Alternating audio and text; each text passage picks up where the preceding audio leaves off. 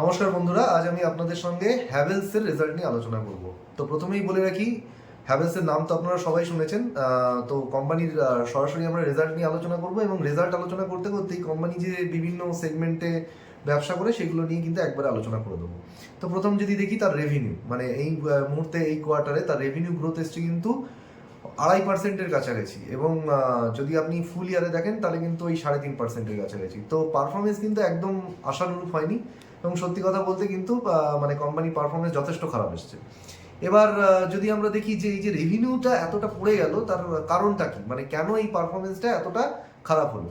তো সবার আগে যদি আমরা মানে স্টেপ বাই স্টেপ তাদের বিভিন্ন সেগমেন্ট বাই সেগমেন্ট দেখি, তো প্রথমেই আসবে হচ্ছে তাদের এসি সেগমেন্টের নাম। আপনারা সবাই জানেন যে হ্যাভেলসের যে এসি তার নাম হচ্ছে লয়েড। এবার যবে থেকে এই লয়েড লাস্ট 3-4 বছর আগে কোম্পানি এই নতুন প্রোডাক্ট যখন লঞ্চ করেছিল, তো তখন থেকে কিন্তু এই হ্যাভেলসের মানে এই যে সেগমেন্টটা লয়েড মানে এসি সেগমেন্টটা কিন্তু খুব একটা ভালো চলেনি। তো এবারেও কোম্পানির যদি আমরা দেখি সেই লয়েড সেগমেন্ট কিন্তু 19%, মানে লয়েড সেগমেন্টের যে রেভিনিউ সেটা কিন্তু 19% ফল করেছে। তার কারণটা হিসাবে ম্যানেজমেন্টের যেটা বক্তব্য সেটা হচ্ছে, গত বছরের মার্চ মাসে কিন্তু গরমটা অনেক বেশি পড়েছিল, কিন্তু এই বছরের মার্চ মাসে কিন্তু গরমটা অনেক কম পড়েছে। তো জেনারেলি এসি সেল শুরু হয় কিন্তু ওই আপনার মার্চ থেকেই, কারণ তারাই অতটা গরম অতটা পড়ে না, এবং বেশিরভাগ সেলসটা হয় কিন্তু আপনার হচ্ছে এই আপনার মে, এপ্রিল, জুন এই সমস্ত মাসে। তো এটা গেল একটা কারণ, কিন্তু এখানে তার থেকেও বড় কারণ যেটা হচ্ছে, গত 1-1.5 বছর ধরে আমরা দেখছি বিভিন্ন এসি কোম্পানিগুলোর শেয়ার যারা আপনারা ট্র্যাক করেন তারা জানেন যে সমস্ত কোম্পানির কিন্তু পারফরমেন্স খারাপ এসছে। তার কারণ হচ্ছে গত 1 বছরে এসি কিন্তু সেরকমভাবে সেল হয়নি। তার কারণ এই গত বছর মানে কিন্তু গরম মানে যতটা পড়ার কথা ছিল সেই গরম কিন্তু ততটা কিন্তু পড়েনি। এর ফলে কি হয়েছে, এই যে ডিলার এবং ডিস্ট্রিবিউটার যাদের ঘরে প্রচুর মাল ছিল সেগুলো কিন্তু বিক্রি হয়নি, এবং ডিলার এবং ডিস্ট্রিবিউটারের ঘরে কিন্তু প্রচুর মাল কিন্তু পড়ে রয়েছে। এখন যদি আপনি এসি কিনতে যান তাহলে দেখবেন যে এসি কিন্তু অনেক কম দামে কিন্তু আপনি পেয়ে যাবেন, জেনারেলি যে দাম মানে গত বছর বা তার আগের বছর ছিল। তার কারণ হচ্ছে এই যে সমস্ত পুরনো এসিগুলোকে ডিলার এবং ডিস্ট্রিবিউটাররা কিন্তু এখন ডিসকাউন্টে সেল করছে, এবং আমরা দেখতেও পাচ্ছি যে লয়েডের ক্ষেত্রেও যে এই যে ডিসকাউন্টে সেল করার জন্য লয়েডের গত বছরের যে মার্জিন ছিল সেই মার্জিন কিন্তু এই বছর কিন্তু পড়ে গেছে। তো এটা গেল হচ্ছে মোদ্দা কারণ যে এসি সেগমেন্টটাই কিন্তু ভালো চলেনি। এবং এখানে আরেকটা গুরুত্বপূর্ণ বিষয় হচ্ছে যে সরকার নতুন কিন্তু একটা নর্মস আনছে, যেটাকে আমরা বলছি বিইই নর্ম, মানে এটা একটা কি এনার্জি এফিশিয়েন্ট নর্ম। মানে সরকার চাইছে যে এখন বর্তমানে যে এসিগুলো আছে সেগুলো কিন্তু অনেকটা বেশি কারেন্ট কনজাম্পশন করে। তো সরকার চাইছে যে নতুন যে এসি তাতে কারেন্ট কনজাম্পশনটা অনেক কম হবে, এবং এই যে হিউজ পরিমাণ কারেন্ট মানে যে বাঁচবে সেইগুলো কম মানে গভর্নমেন্ট যাতে বিভিন্ন ইন্ডাস্ট্রিতে ইউজ করতে পারে। মানে এখন তো আমরা দেখতে পাচ্ছি যে সারা ভারতবর্ষে প্রচুর মানে মানে ইন্ডাস্ট্রি, মানে সেখানে হিউজ কারেন্টের ডিমান্ড রয়েছে। বিশেষ করে ডেটা সেন্টারের কথা তো আপনারা শুনেছেন, একটা ডেটা সেন্টার চালাতে গেলে কিন্তু মানে 24 ঘন্টা কিন্তু নিরবিচ্ছিন্নভাবে কিন্তু কারেন্ট লাগে। তো সুতরাং সেই কারণেই কিন্তু এই নতুন নর্মস কিন্তু এনেছে। এবার এই যে নতুন নর্মস এনেছে সেই নর্মস অনুযায়ী যারা আর কি ম্যানুফ্যাকচারার এসি তৈরি করে তারা কিন্তু জানুয়ারি মাস থেকে এসি বানাতে স্টার্ট করে দিয়েছে, এবং যারা ডিলার এবং ডিস্ট্রিবিউটার তাদেরকে সরকার মানে থেকে সরকারের তরফ থেকে সময় দেওয়া হয়েছে যে প্রথম 6 মাস মানে জুন মাসের পর থেকে কিন্তু তাদেরকে ওই নতুন এসি নতুন যে সমস্ত ইনভেন্টারি সেগুলো কিন্তু বেচতে হবে, মানে নতুন যে মডেলের এসি আসবে সেটা কিন্তু বেচতে হবে। তো এই 6 মাস কিন্তু তারা এই পুরনো এসি বেচতে পারবে। এবার যেটা ব্যাপার হলো, এসির যে মানে সবসময় দেখবেন যে এসি মানুষ তখনই কেনে, মানে এসির বাইংটা না অনেকটা ইম্পালসিভ বাইং মানে হচ্ছে যখন দেখবেন যে মানে গরম খুব বেশি লাগে মানুষ কিন্তু তখনই এসি কিনতে যায়। তো এই ক্ষেত্রে আমরা দেখছি কিন্তু যে ডিলার এবং ডিস্ট্রিবিউটাররা বলছে যে খুব বেশি কিন্তু তারা ডিমান্ড কিন্তু আসছে না, অর্থাৎ তারা কিন্তু এসি সেগমেন্টে খুব বেশি ডিমান্ড কিন্তু দেখছে না, সেই জন্য কিন্তু তারা কিন্তু বেশি করে কিন্তু মাল স্টক করছে না। অর্থাৎ তারা যে পুরনো মাল স্টক করেছিল সেগুলোই বিক্রি হয়নি, সেগুলোকেই তারা এখন ডিসকাউন্ট দিয়ে বেচছে।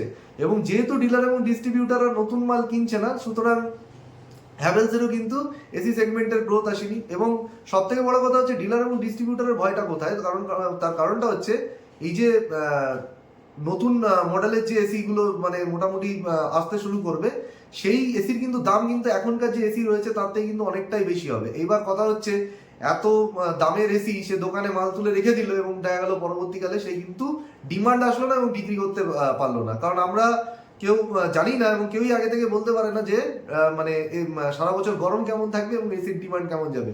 গত বছর আমরা দেখেছি সব এসির কোম্পানি কিন্তু প্রচুর পরিমাণে কিন্তু এসি ইনভেন্টারিতে তাদের রেখেছিল, কিন্তু বছরের শেষে গিয়ে কিন্তু তারা সেগুলো সেল করতে পারেনি, কারণ গরম তেমন পড়েনি। সেই জন্য কিন্তু সমস্ত ডিলার ডিস্ট্রিবিউটার যারা রয়েছে তারা কিন্তু একটু ওয়েট অ্যান্ড ওয়াচ গেম খেলছে এখানে। সেই জন্য কিন্তু এসি সেগমেন্টের কিন্তু গ্রোথটা কিন্তু এখানে আসেনি। এটা চলে গেল তো কোম্পানির এসি সেগমেন্ট। এবার চলে আসি কোম্পানির আরেকটি সেগমেন্ট নিয়ে, সেটা হচ্ছে কেবল অ্যান্ড ওয়্যার। তো আমরা জানি যে কোম্পানি কেবল অ্যান্ড ওয়্যার তো মানে ইন্ডাস্ট্রিয়াল কেবল, বিশেষ করে এই কোম্পানির ক্ষেত্রে এই কোম্পানি কিন্তু ইন্ডাস্ট্রিতে যে সমস্ত কেবল লাগে সেই ধরনের কেবল কিন্তু বিক্রি করে। মানে ঘরে ঘরে বা আমাদের মানে হাউস হোল্ড যে সমস্ত কেবল, সেখানে কিন্তু কোম্পানির প্রেজেন্সটা কম। তো এই সেগমেন্টে কিন্তু কোম্পানির গ্রোথ এসছে 14%। মানে কোম্পানির যত সেগমেন্ট আছে সব থেকে হাইয়েস্ট গ্রোথ এসছে কিন্তু তাদের কেবল অ্যান্ড ওয়্যার সেগমেন্টে 14% গ্রোথ এসছে। এবং কোম্পানির মার্জিনও কিন্তু এখানে গত বছরে যেটা ছিল সেখান থেকে কিন্তু কোম্পানির কিন্তু তারা মার্জিনও কিন্তু বাড়াতে পেরেছে। কিন্তু এখানে একটা জিনিস বুঝতে হবে, এই যে কেবল অ্যান্ড ওয়্যার সেগমেন্টটা, সেটার কিন্তু গ্রোথ আরও আসতো। আপনি যদি পলিক্যাপ বা অন্যান্য কেবল কোম্পানিকে ট্র্যাক করে থাকেন তাহলে দেখবেন কেইআই, পলিক্যাপ বা এই ধরনের কোম্পানি তারা কিন্তু মোটামুটি তাদের কিন্তু এই সেগমেন্টের গ্রোথ কিন্তু 20-21% বা তারও বেশি অনেকের। কিন্তু এখানে যদি আমরা দেখি গ্রোথটা কিন্তু কিছুটা কম। এর একটাই কারণ হচ্ছে কেবল সেগমেন্টে গ্রোথ এসছে, তার কারণ হচ্ছে ইন্ডাস্ট্রিয়াল যে ইনফ্রা, মানে ধরুন এই যে বহুদিন ধরে ইন্ডাস্ট্রিয়াল ইনফ্রার কিন্তু ডিমান্ড বেড়েছে। কারণ মানে আমরা জানি গভর্নমেন্ট ক্যাপেক্স কিন্তু মিউটেড ছিল, মানে অনেক দিন ধরে গভর্নমেন্ট কিন্তু সেভাবে ক্যাপেক্স করেনি। কিন্তু গভর্নমেন্ট কিন্তু আবার বিভিন্ন সেক্টরে কিন্তু ইনভেস্টমেন্ট করতে শুরু করেছে, যার জন্য কিন্তু রিয়েল স্টেট সেক্টরে বুম আসছে। এবং আমরা জানি রিয়েল স্টেটে যত বুম আসবে তত কিন্তু কেবিলের ডিমান্ড বাড়বে। দ্বিতীয় যেটা হয়েছে সেটা হচ্ছে মানে পাওয়ার সেক্টরে কিন্তু এই মুহূর্তে হিউজ ডিমান্ড রয়েছে। কারণ হচ্ছে সারা ভারতবর্ষে কিন্তু আমরা দেখেছি এই যে সোলার এনার্জি বা সোলার পাওয়ার নিয়ে কত কথা হয়। মানে সোলার এনার্জির কিন্তু মানে প্রচুর মানে প্রচুর প্ল্যান্ট কিন্তু সোলার প্ল্যান্ট বসছে। এবার যত সোলার প্ল্যান্ট বসবে তত কিন্তু এই মানে সোলার যে মানে কারেন্ট তৈরি হবে সেটাকে পরিবহনের জন্য কিন্তু কেবল লাগবে। সুতরাং কেবলের কিন্তু হিউজ ডিমান্ড এসছে এবং যে কারণে কিন্তু কেবল সেগমেন্টের কিন্তু গ্রোথ এসছে। কিন্তু প্রবলেমটা হচ্ছে এই গ্রোথটা আরো বেশি হতো যদি কিনা ওয়্যার সেগমেন্টের মানে সেটা ওয়্যার সেগমেন্টে যদি গ্রোথটা আসতো। আমরা যদি দেখি যে এই যে ওয়্যার সেগমেন্টের গ্রোথটা কেন আসেনি, তাহলে একটা জিনিস বুঝতে হবে, যে কোনো মানে এই যে ওয়্যার বা তার বানাতে গেলে সব থেকে মানে যে র মেটেরিয়ালটা লাগে সেটা কোন র মেটেরিয়াল? কপার। এবং আমরা জানি যে লাস্ট 6 মাস ধরে বা তারা কিছু বেশি সময় ধরে কিন্তু এই কপারের দাম কিন্তু অনেক বেড়ে গেছে। তো যারা এই যে ডিলার এবং ডিস্ট্রিবিউটার ছিল তারা কিন্তু একটা অ্যান্টিসিপেট করেছিল, মানে আগে থেকেই বুঝতে পেরেছিল যে কপারের দাম কিন্তু বাড়তে চলেছে। তাই জন্য তারা কি করেছিল, এই ওয়্যারগুলো মানে যে সমস্ত তার মানে তারা কিন্তু কোম্পানির থেকে আগেই কিন্তু প্রি স্টক করে রেখে দিয়েছিল, মানে আগে ভাগে স্টকিং করে রেখে দিয়েছিল, মাল তুলে রেখে দিয়েছিল। এবং এখন এই মুহূর্তে তার জন্য কি হচ্ছে, তারা কিন্তু বেশি কিন্তু আর মানে অর্ডার দিচ্ছে না। তার কারণ হচ্ছে তাদের বক্তব্য হচ্ছে যে ডিমান্ড কিন্তু তারা খুব বেশি এখানে দেখতে পাচ্ছে না। এবং এক্ষেত্রে সেই একই প্রবলেম, যদি ডিমান্ড না আসে তাহলে বেশি মাল তুলে যদি সে কোম্পানি আগে থেকে রেখে দেয় তাহলে কিন্তু মানে পরবর্তীকালে যদি বিক্রি না হয় তাহলে কিন্তু কোম্পানির মানে প্রবলেম হবে। তার কারণটা হচ্ছে এই যে এই ওয়্যারের দাম, আমরা বলছি যে কপার প্রাইস বেড়ে গেছে, তার মানে এই যে র ম্যাটেরিয়ালের প্রাইসটা যে বেড়ে গেছে তার জন্য যে কোম্পানি যে ওয়্যার বিক্রি করবে সেটা নিশ্চয়ই বেশি দামে করবে তার ডিলার এবং ডিস্ট্রিবিউটারকে। এবং ডিলার এবং ডিস্ট্রিবিউটার যদি বেশি দামে সেই ওয়্যারটাকে নেয় কোম্পানির থেকে, তাহলে কিন্তু পরবর্তীকালে যদি ডিমান্ড না আসে এবং বিক্রি না হয় তাহলে কিন্তু ডিলারের ঘরে মালটা পড়ে থাকবে এবং ক্ষতি হয়ে যাবে। তো সেই কারণে কিন্তু ওয়্যার সেগমেন্টের গ্রোথটা আসেনি, নাহলে কিন্তু কেবল আর ওয়্যারের গ্রোথটা কিন্তু আরো বেশি আসার কথা ছিল, মানে পুরো সেগমেন্টের রেভিনিউ গ্রোথটা। এবার চলে আসি আমরা 3 নম্বর সেগমেন্টে। 3 নম্বর সেগমেন্টটা কি? ECD segment. ইসিডি মানে হচ্ছে ইলেকট্রিক কনজিউমার ডিউরেবলস। মানে কি, সহজ ভাষায় বলতে গেলে ফ্যান। এই সেগমেন্টে দুটো প্রধান প্রোডাক্ট বেচে এবং তাছাড়াও আরো বেশ কিছু কোম্পানি প্রোডাক্ট বেচে। তো প্রধান দুটো প্রোডাক্ট হচ্ছে একটা ফ্যান আর একটা হচ্ছে এয়ার কুলার। এবং তার সঙ্গে সঙ্গে মানে water heater, room heater, iron, এগুলো কিন্তু কোম্পানি বেচে। কিন্তু মূল দুটো কিন্তু ফ্যান এবং এয়ার কুলার। এবং এই ফ্যান এবং এয়ার কুলারের বিজনেসও কিন্তু অনেকটা কিন্তু ডাউন আছে। এবং এখানেও দেখছি কিন্তু আমরা মার্জিন কিন্তু ফল করেছে। এর রিজন কি? কারণ হচ্ছে গত বছর মানে এই ঠিক এসির মতোই, এখানকার ব্যাপারটা ঠিক এসির মতোই। মানে গত বছর যে যতটা গরম পড়েছিল মার্চ মাসে, এবছর কিন্তু মার্চ মাসে ততটা গরম পড়েনি। প্লাস যেটা হয়েছে, বহু জায়গায় কিন্তু বৃষ্টিপাত হয়েছে, মানে আনসিজনাল রেন, মানে যতটা বৃষ্টিপাত হওয়ার কথা নয়, মানে বিশেষ করে মার্চ মাসে তার থেকে বেশি কিন্তু বৃষ্টিপাত হয়েছে। সেই জন্য কিন্তু তাদের ফ্যানের সেলস আগের তুলনায় কিন্তু গত বছরের তুলনায় কম এসছে এবং সেম কিন্তু এয়ার কুলারের ক্ষেত্রেও হয়েছে। তো এবং ওভারঅল দেখছি এই সেগমেন্টে কিন্তু মার্জিনও কিন্তু কিছুটা পড়ে গেছে। এরপরে যে সেগমেন্টটা আছে সেটা হচ্ছে আপনার লাইটিং সেগমেন্ট। লাইটিং সেগমেন্ট মানে হচ্ছে কোম্পানি কিন্তু ওই যে আপনার এলইডি বাল্ব হয়, সেই এলইডি বাল্ব, এলইডি প্যানেল, এইগুলো কিন্তু বানায়। তো লাস্ট 1-1.5 বছর বা তারও বেশি সময় ধরে কিন্তু এই এলইডির যে প্রাইস সেটা কিন্তু বাল্বের প্রাইস কিন্তু কমছিল, দিনের পর দিন কিন্তু ক্রমশ কিন্তু এলইডি বাল্বের প্রাইস কিন্তু ফল করছিল।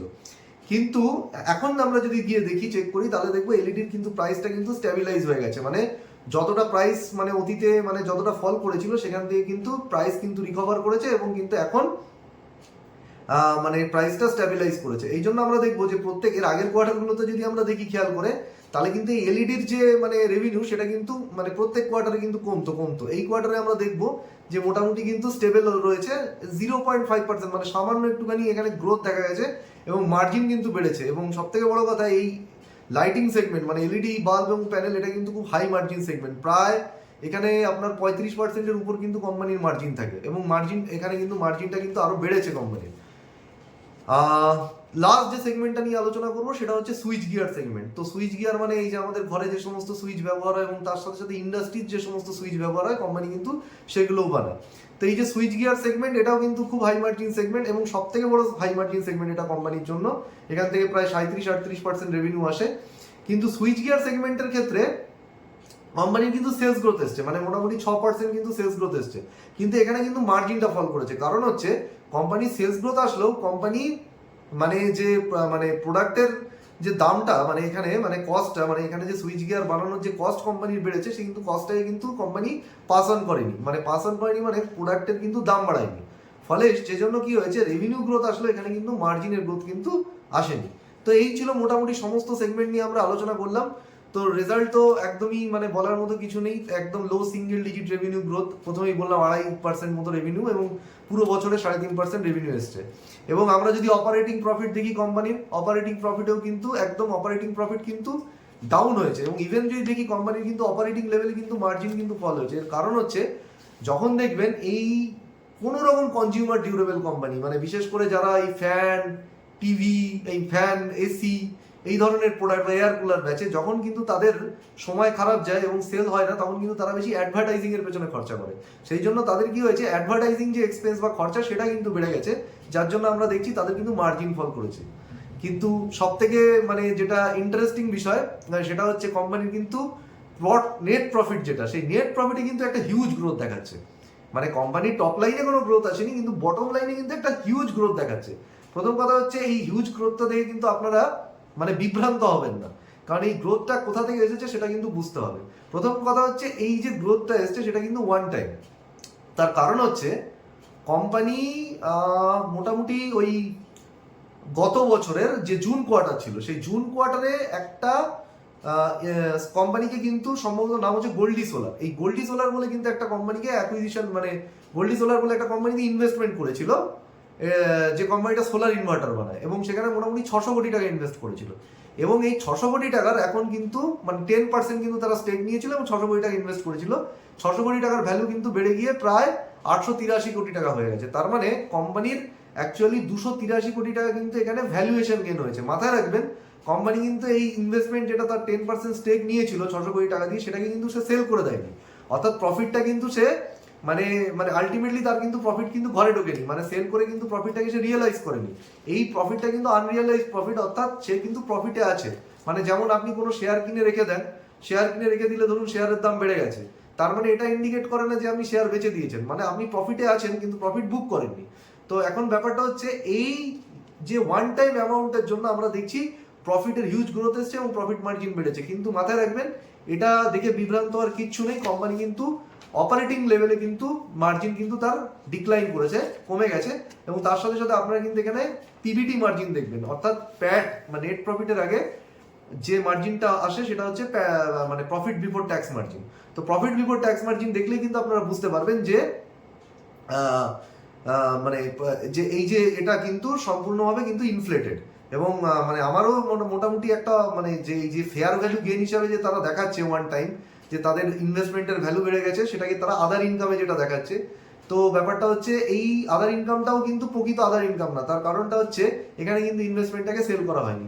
তো সুতরাং নাম্বার যদি বলেন খুবই পুয়ার, এবং মোটামুটি মানে পজিটিভ বলার মতো সেই মতো মানে এই মুহূর্তে কিছু নেই।